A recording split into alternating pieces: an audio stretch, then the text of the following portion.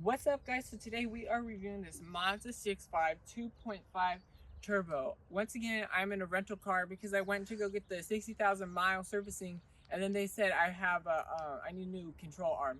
Whatever. Under warranty. Let's get into it. This is the rental they gave me. Now the 2.5 turbo is basically the highest model, except it's one lower than the highest model. The Signature is the highest model, but this basically has all the options. And one thing that's significant to the 2.5 turbo is these little red grill inserts right here.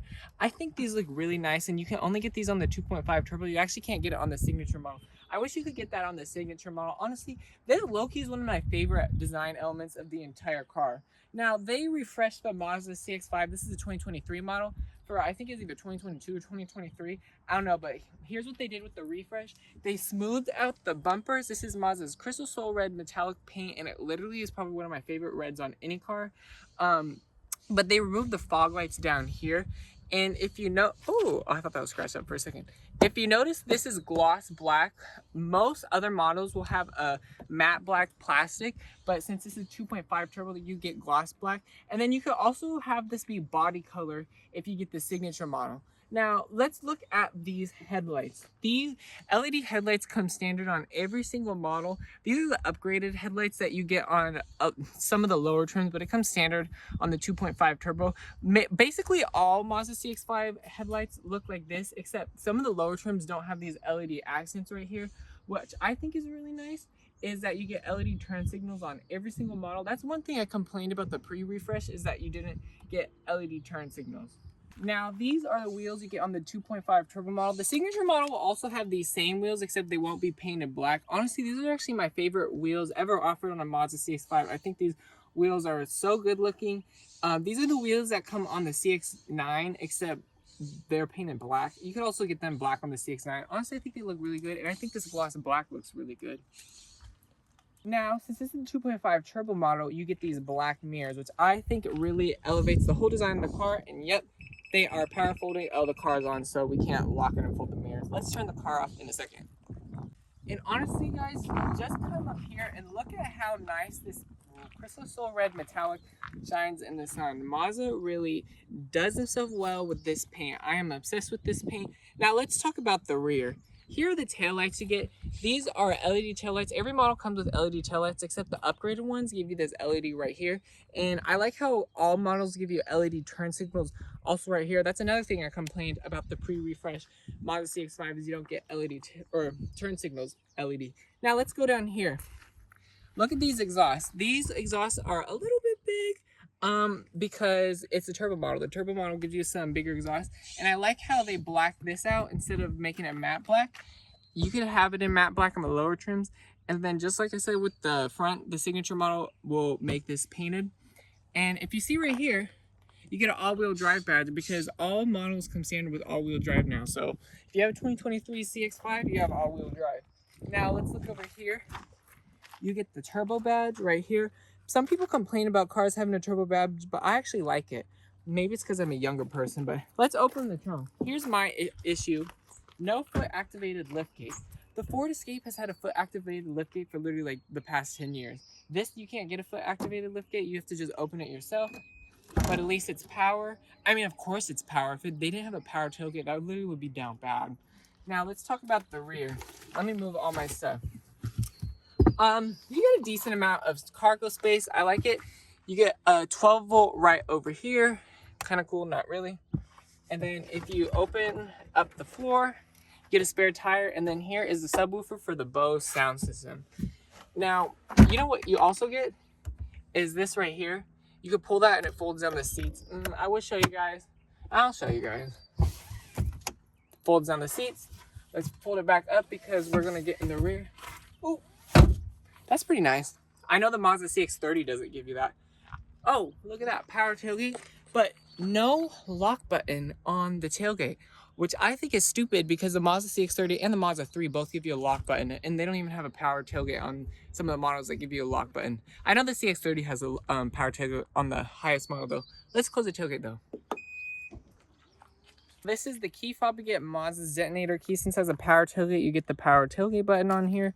Look how scratched up it is. This car only has 500 miles. I haven't even dropped it once, and it's really scratched up on the back.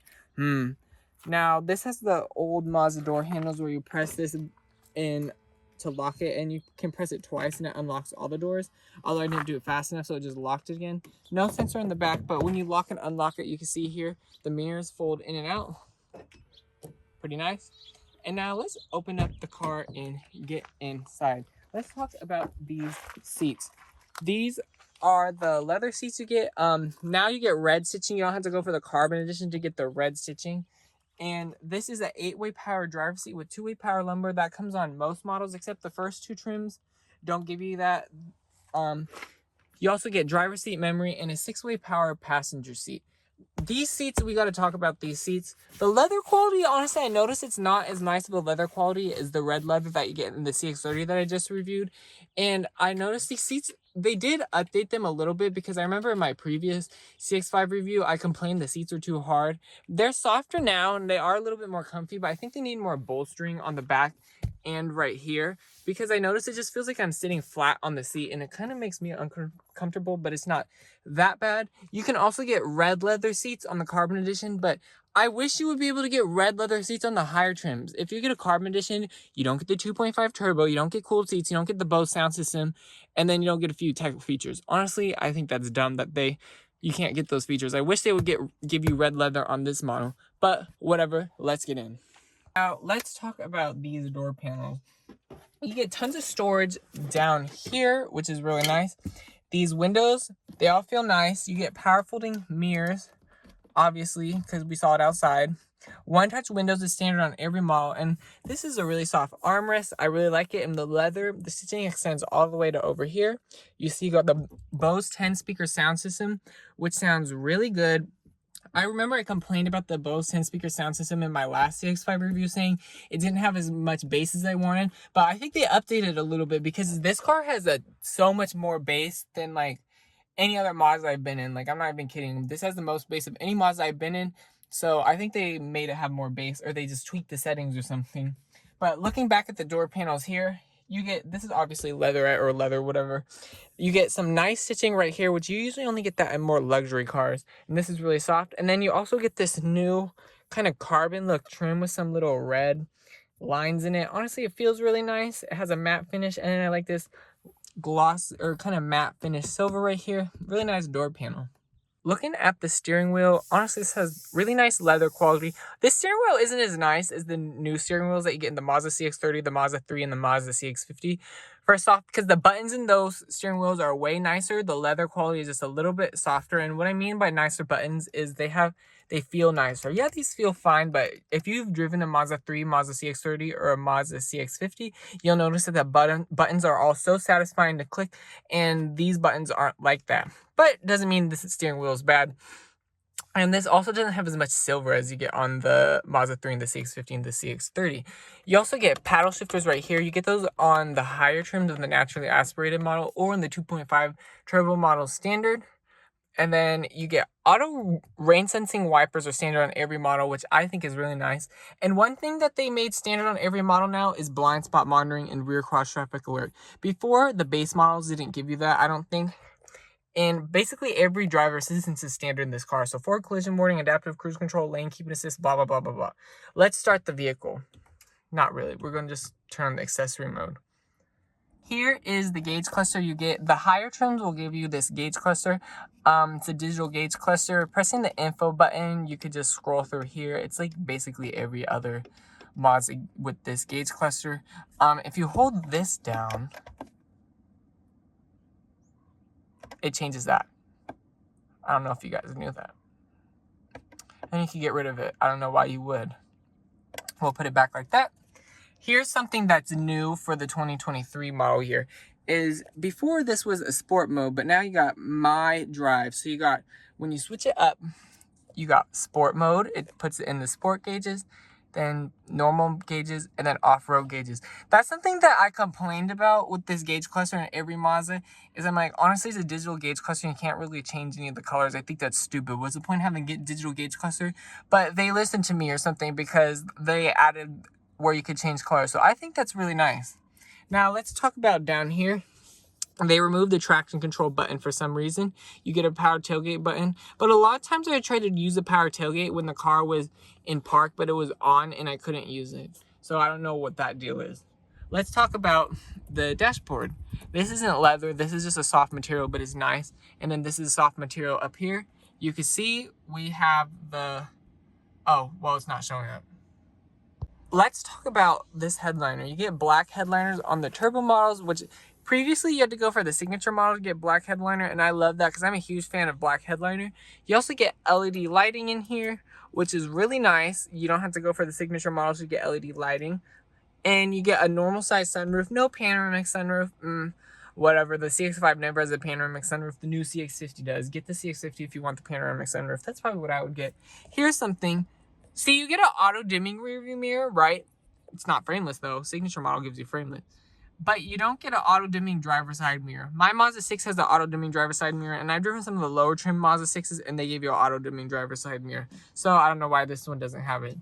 Let's move on down to the climate control.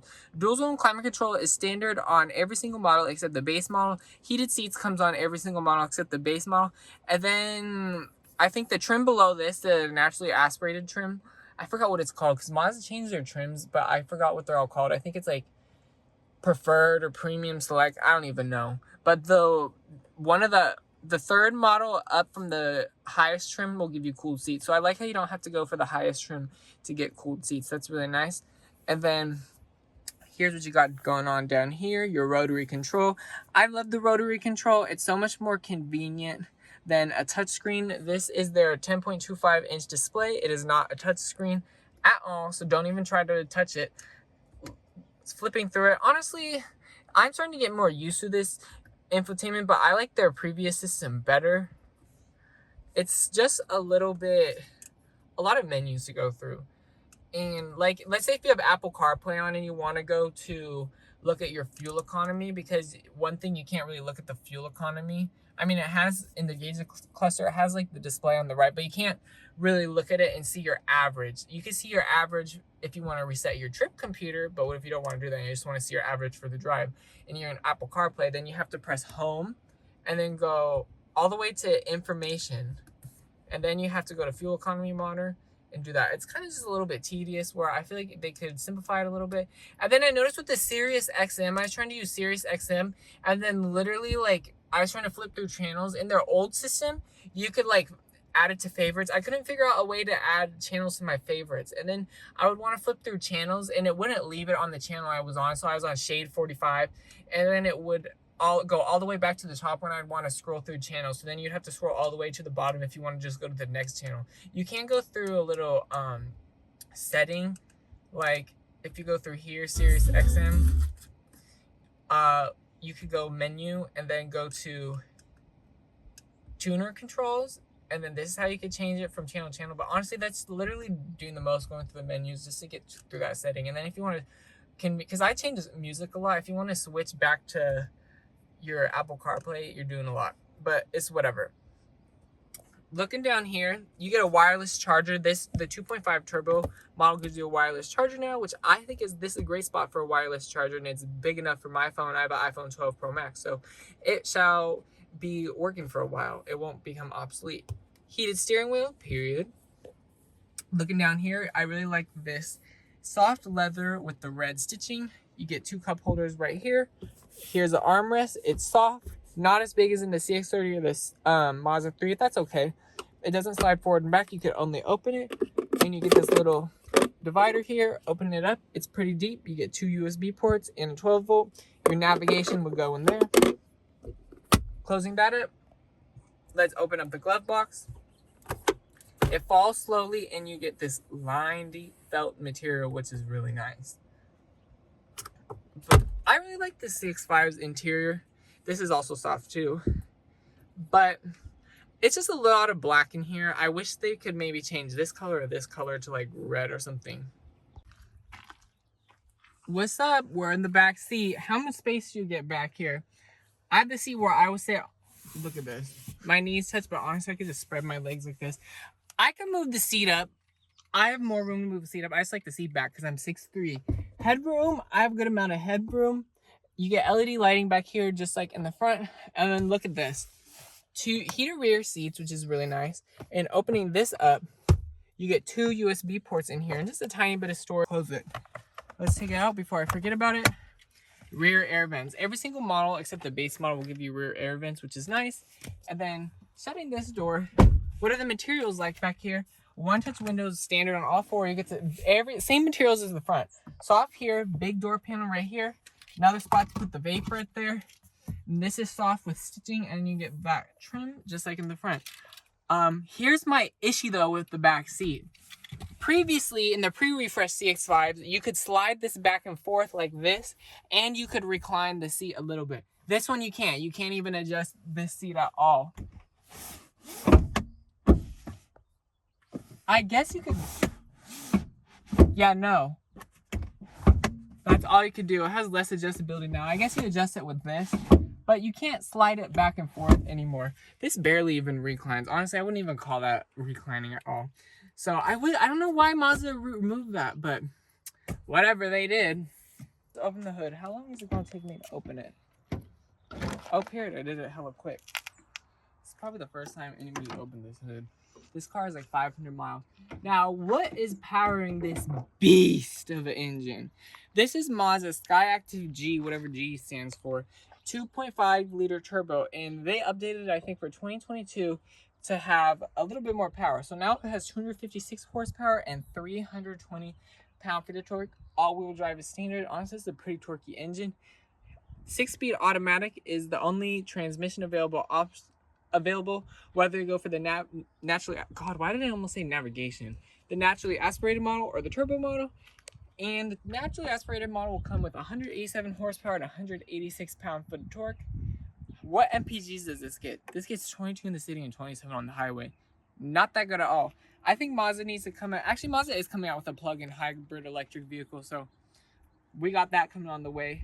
But me driving this around in the city, I didn't really see what I was getting on the highway. I think on the highway I was getting about 29. In the city, I was getting around 24 MPG. So, well, we don't really live in the city. We're kind of around town, suburbia. But 24 MPG, it's whatever. So you could get a little bit better than advertised if you drive like grandma like me. Although I'm not going to be driving like grandma when we show you that performance review. But I really like this engine. It's plenty torquey and it's plenty fast. Cool. The day I got this and I was late to class and I went a $120 on the highway.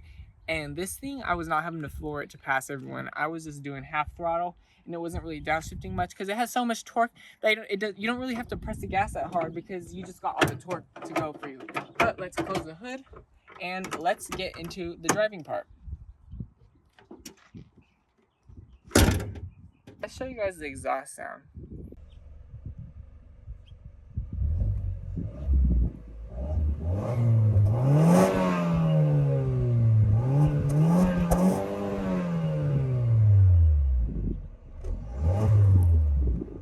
Alright, now driving the Mazda CX-5 Turbo, one thing I forgot to say is if you don't put 91 in this vehicle, you only get 227 horsepower and 310 pound-feet of torque compared to 256 horsepower and 320. I put 91 in it because you guys know I'm trying to go the fastest.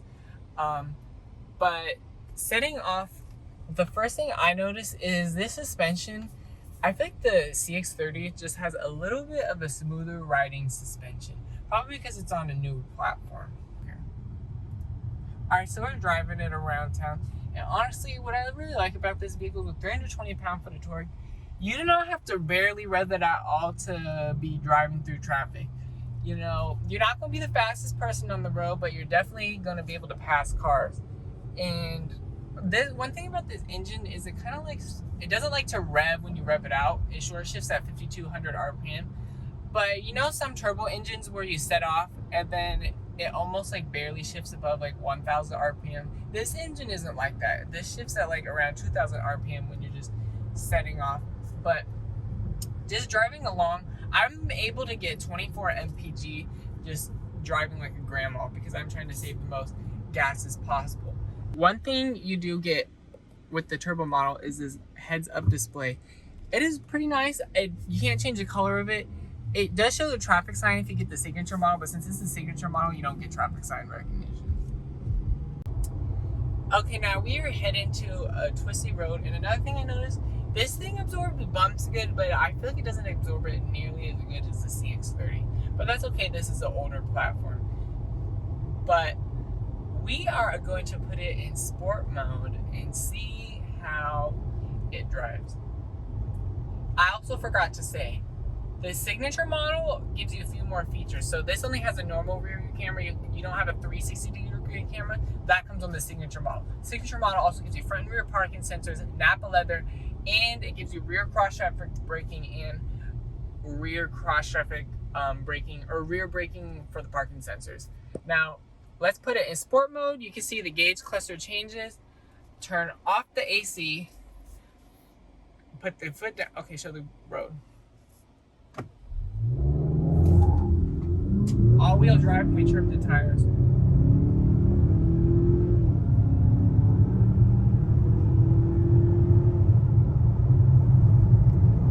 Honestly, this thing feels quick.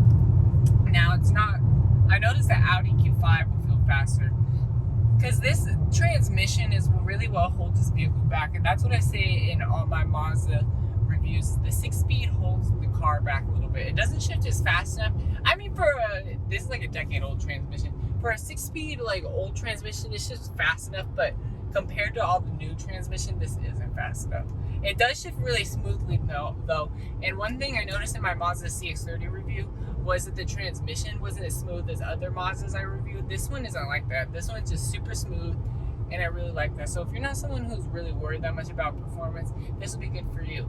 Now, let's put it back in sport mode because we're on a windy road, and let's show you guys how this car handles.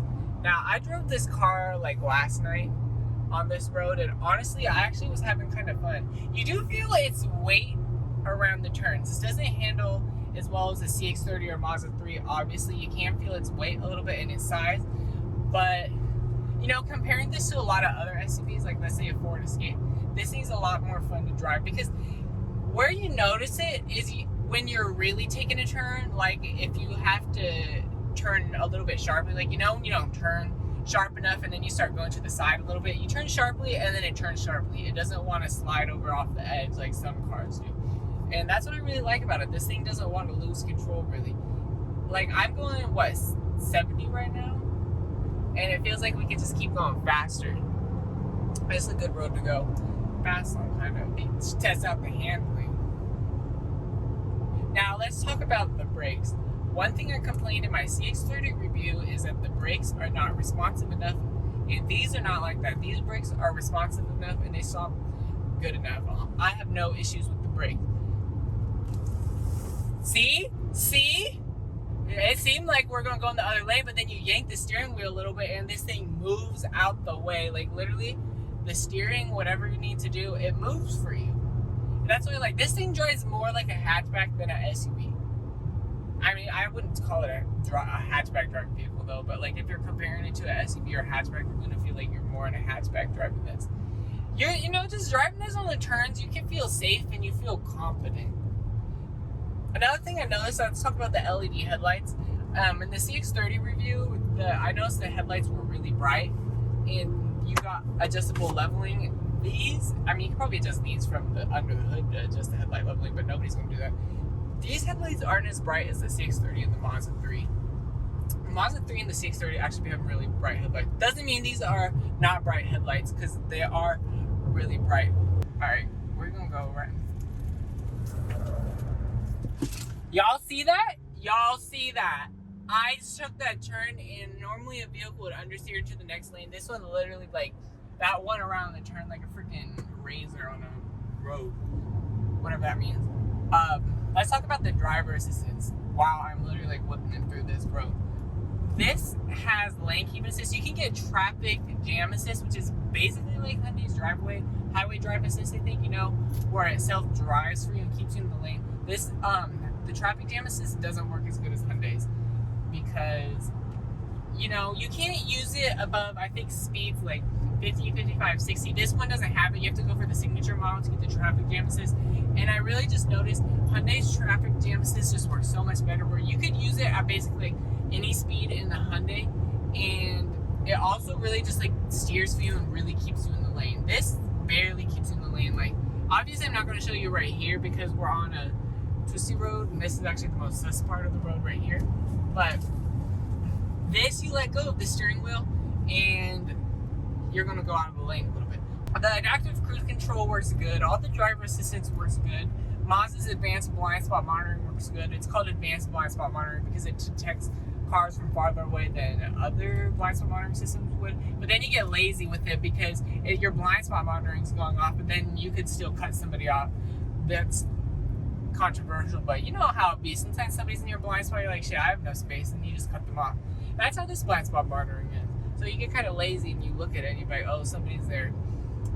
Another thing is in the heads-up display, it'll show you if somebody's in your blind spot. That's what I really like. The heads-up display shows you like your speed, your lane keeping assist. It'll show you your navigation directions. This one doesn't have navigation, but you can get that as an accessory on basically every turn. But it's really nice. But how much does this vehicle cost? This vehicle costs around $36,000 brand new, which that's a pretty penny, and you can get a lot of nicer vehicles for this price, but you can get also a lot of worse vehicles for this price.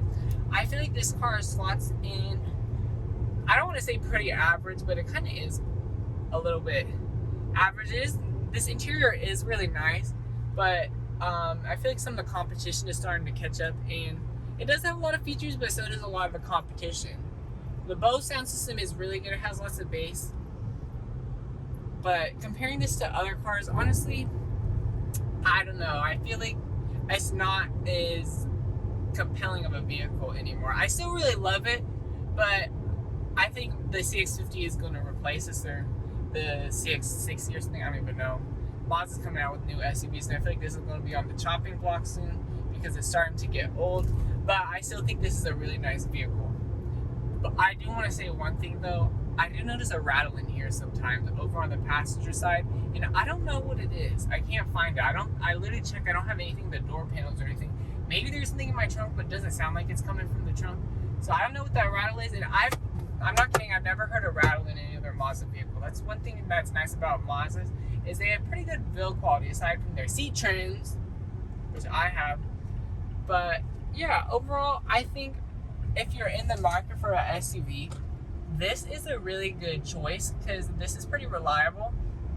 I say that, actually, I don't know. I have the 2.5 turbo on my Mazda 6 and it's had a few leaks, but I'm meticulous on the maintenance and I drive my Mazda 6 hard sometimes, and all the problems it's had are not caused by how I drive. It's literally just like it happened to be a problem. And Mazda also, I need to talk about their customer service. Mazda literally low-key has the best customer service. Not out of it, but out of what I've seen with different car manufacturers. They have like fixed stuff on my car for free when it's been out of warranty. They'll like give me a discount because I go there a lot. They always warranty stuff. Honestly, I couldn't ask for better customer service, and they literally give me rental cars all the time. Like, I'm always in a rental with Mazda. Like, they'll literally give me a rental car just to get like warranty work done. So you guys, go for a Mazda. Like, if you don't like the vehicles, go for the customer service, because if you have an issue with your car, which you probably won't, take it to the Mazda dealership. You don't even got to worry about it because they'll put you in that rental. Some other companies, like I remember, maybe it's just because when I had a Volkswagen, when I went to, it was kind of in a more busy area, because my Mazda dealership, I'm not going to say where it is, but it's in more of like a suburban town, whereas the Volkswagen dealership I go to was more in a densely populated area, and the Volkswagen dealership would never give me a rental car. They would give me the Enterprise rental car, and Mazda gives me these brand new rental cars. So who are you going to go with?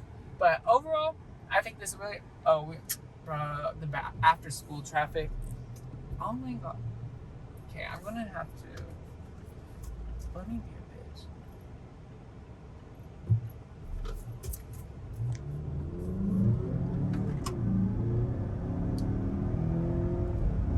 Those kids. I'm just kidding.